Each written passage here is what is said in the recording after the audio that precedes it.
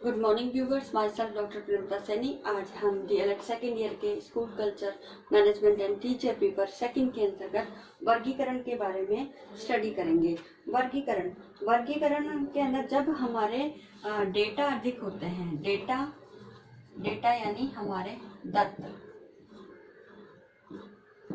जब दत्तों की संख्या अधिक होती है तभी हम क्या करते हैं, वर्गीकरण का यूज करते हैं। तो जब डेटा की संख्या अधिक होती है तो उन्हें सारणीबद्ध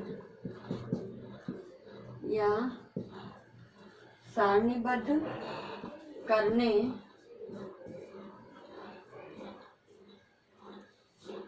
हेतु वर्ग बनाए जाते हैं। ठीक है, तो सारणीबद्ध करने के लिए हम उसमें वर्ग बनाते हैं और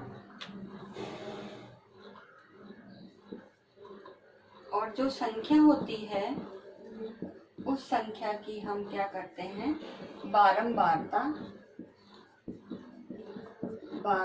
अंकित करते हैं। तो इस प्रकार से जब हमारे डेटा अधिक होते हैं तो उनको हम सारणी बनाने के लिए वर्ग बनाते हैं, और जिस वर्ग में जो संख्या अधिक होती है फिर वो उसकी फ्रीक्वेंसी में लिख दी जाती है। तो इस प्रकार दत्तों में समानता और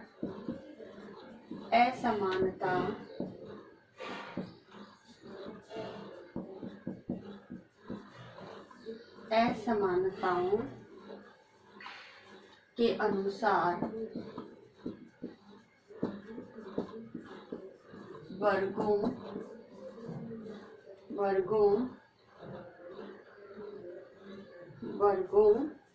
और विभागों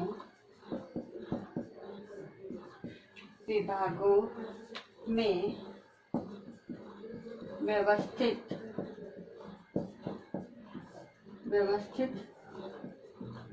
करने की प्रक्रिया को तकनीकी रूप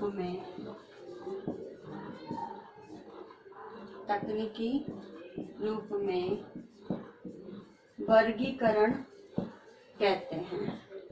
तो इस प्रकार वर्ग जो होते हैं उसमें हम दत्तों के इक्वालिटी और अनइक्वालिटी के आधार पर हम उसे छोटे छोटे वर्गों में या विभागों में व्यवस्थित करते हैं। तो इस व्यवस्थित करने की प्रक्रिया को ही हम वर्गीकरण कहते हैं। अब आता है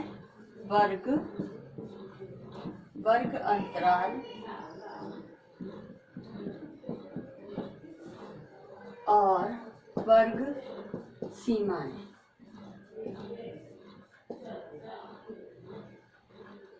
अब सबसे पहला है वर्ग। जैसे एक क्लास के अंदर 20 स्टूडेंट हैं और 20 स्टूडेंट ने 16 से 20 तक अंक प्राप्त किए हैं। तो इसके अंतर्गत 16 से 20 जो है ये वर्ग कहलाएगा। अब इसमें इसकी जो बारंबारता है वो होगी 20। तो इस प्रकार से वर्ग बनाते समय हम जो भी प्राप्तांक है या जो भी अंक है उनका लोएस्ट लिमिट और हाईएस्ट लिमिट जिसके अंदर वो सारे प्राप्तांक एग्जिस्ट करते हैं उसी के आधार पर वर्ग बनाए जाते हैं। और वर्ग में जितने स्टूडेंट्स के उसके अंक इसके अंतर्गत आते हैं वो उसकी फ्रीक्वेंसी कहलाती है। अब आता है वर्ग अंतराल। तो वर्ग अंतराल के अंतर्गत जो 16 से 20 है ये हमारा वर्ग अंतराल कहा जाता है। इसमें 16 जो है वो निम्न सीमा कही जाती है और 20 जो है वो ऊपरी सीमा कहलाती है। तो इस प्रकार से जो है हम वर्ग बनाते हैं और वर्गों के आधार पर हमारी कैलकुलेशन आगे की प्रोसेस के लिए इजी पड़ती है, तो वो हम लेते हैं।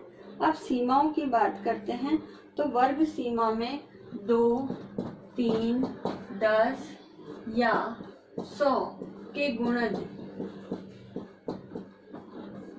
100 के गुणजों पर जो सीमा है वो निश्चित की जानी चाहिए। अब इसमें एक और एग्जांपल हम ले सकते हैं कि जैसे एक छोटा सा मैं टेबल इधर ही ड्रॉ कर देती हूँ।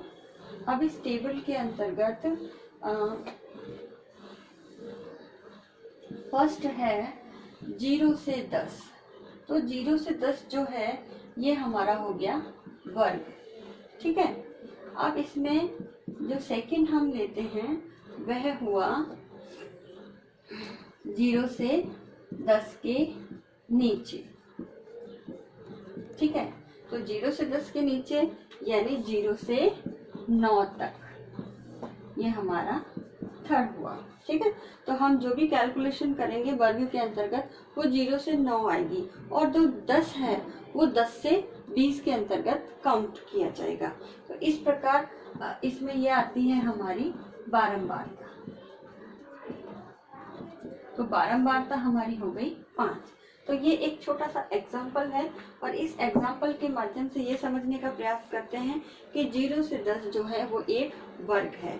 इस वर्ग के अंतर्गत जो निम्न सीमा है हमारी वो 0 है, और जो ऊपरी सीमा काउंट होगी वो 9 तक काउंट होगी, क्योंकि जो नेक्स्ट ग्रुप आएगा वो नेक्स्ट ग्रुप क्या होगा 10 से 20। तो इस कारण इस 10 को जो है वो हम जो नेक्स्ट टेबल है या नेक्स्ट वर्ग है उसमें काउंट करेंगे। तो इसलिए जो कैलकुलेशन होगी हमारी ऊपरी सीमा की वो 9 तक ही काउंट होगी। तो 9 हमारी होगी ऊपरी सीमा, और इस 0 से 9 के बीच में जितने भी स्टूडेंट्स आते हैं या मार्किंग आती है जो भी है वो उसकी फ्रीक्वेंसी जो है वो हमारी 5 होगी। तो इस प्रकार आज के वीडियो में हमने वर्ग, वर्ग अंतराल और वर्ग सीमाओं के बारे में स्टडी किया।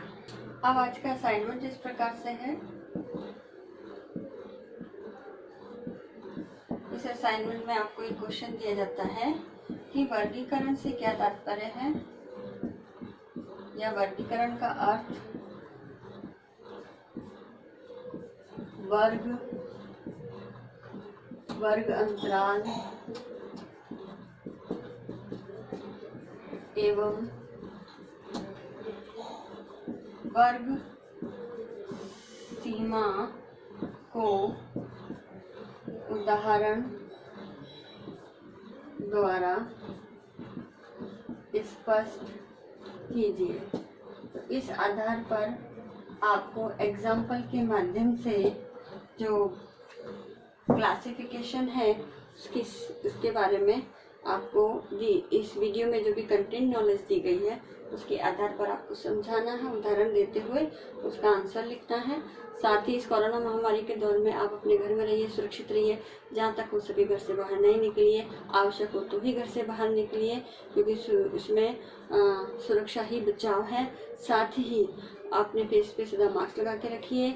जब भी बाहर आप घर से जाएं अपने हाथों को सैनिटाइजर करें या साबुन से धोएं, और सोशल डिस्टेंसिंग मेंटेन करके रखें। और अपने सोशल मीडिया ग्रुप में, चाहे व्हाट्सएप हो, हाइक हो, इंस्टाग्राम हो, एक्सेट्रा, फेसबुक आदि हो, इसके ऊपर आप कोरोना वायरस की एडवाइजरी जो राजस्थान सरकार द्वारा जारी की गई है उसके पोस्टर बना करके लोगों को शेयर कीजिए। वीडियो क्लिपिंग आप बना सकते हैं, इमेजेस आप शेयर कर सकते हैं ताकि लोग अवेयर हो सके। साथ ही वैक्सीनेशन की प्रोसेस जो चल रही है उसके लिए भी आप लोगों को जो भी मिथ उनके अंतर्गत आ चुके हैं मन में, तो उसको डाउट्स को दूर करिएगा और उन्हें वैक्सीनेशन के लिए भी प्रोत्साहित कीजिएगा।